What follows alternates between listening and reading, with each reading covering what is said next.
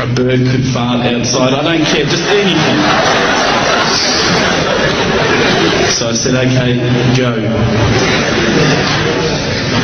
And subhanAllah, absolutely nothing happened. And I mean, I couldn't have even said, that was it. That creak just then in the wall, that was it. Absolutely nothing happened. I was really disappointed. I was gutted. I was sitting there thinking, this is it, you know, this was my last chance, Islam, and I haven't found it. I pulled back the Quran, I turned back to where I was reading. SubhanAllah, the very next verse on the next page, for those of you who ask for signs, have we not shown you enough already? Look around you, look at the stars, look at the sun, look at water. These are the signs for the people of knowledge. SubhanAllah.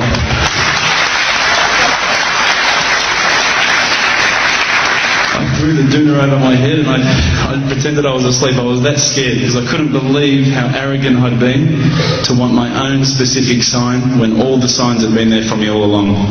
The fact that we have this world, the fact that there is this creation, these are the signs for all of us.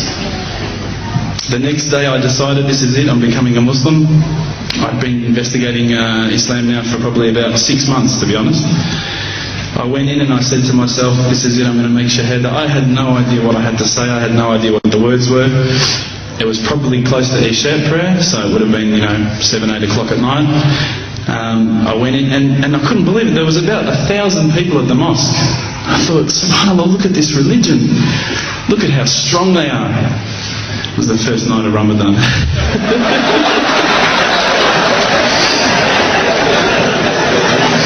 Ramadan Muslims.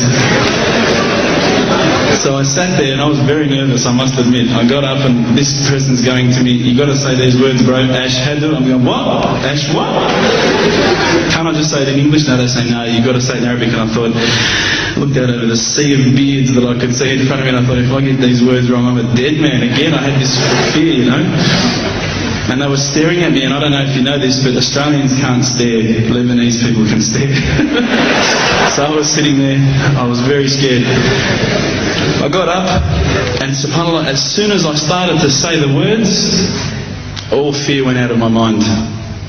It felt as though a shower was inside my head and someone had just turned on the cold tap.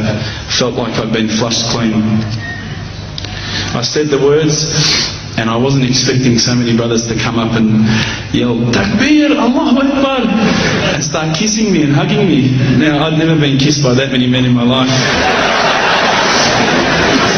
But it was a beautiful day, I must admit. And that day was the day that I had more brothers than I could ever imagine, more sisters as well. But I guess since that day I've never looked back. My family, I think, initially were very worried that I was going to be, I guess, a little bit weird towards them. That they thought that I was going to break out the AK-47s and my grenades. But they realised, I think, soon that this religion was actually making me a better person. Prior to Islam, you're not going to believe it, I had a mohawk.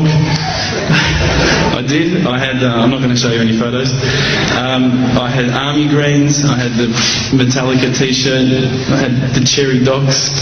I was shocking, right? I thought I looked great, but I looked terrible. And alhamdulillah, ever since then I look as good as I do now. No, don't laugh, please. But my parents were the first people to actually say to me once, which really amazed me. They said, my father actually asked me for the Quran recently, which I was really happy about. I always thought he'd be one of the hardest people to work on. But he said to me, ever since you've